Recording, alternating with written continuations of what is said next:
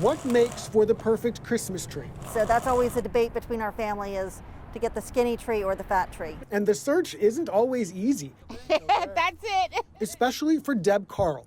That's the one. She and her husband have already made 2 pit stops at area nurseries. They had, oh my goodness, maybe a third of the supply that we've seen in past years, and they're tiny. They're cute, but they're like Charlie Brown trees.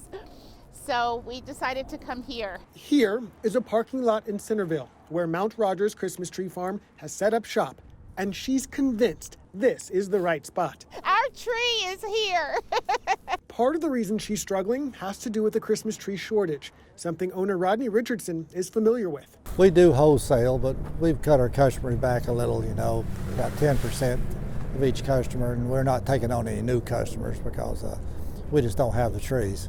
And that's pretty well the scenario for all growers down at home. Part of the reason, about a decade and a half ago, growers had too many trees. Then the financial crisis of 2008 hit, and people weren't buying them, making it worse. So growers planted less. Since it takes about a decade to grow the trees, the demand is now much higher for the supply that's available. Then add in increased costs for fertilizer, fuel, and labor shortages. It all makes for a challenging time. Even fake trees are harder to come by, thanks to the supply chain shortage.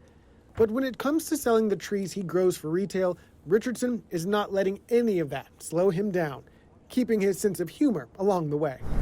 I think you can look around and see our quality is pretty good. And when you're a grower, you can keep that quality, sell somebody else all the ugly ones.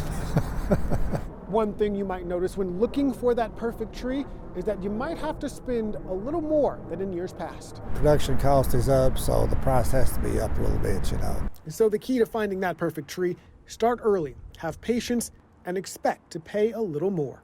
In Centerville, Justin Hinton, 7 News.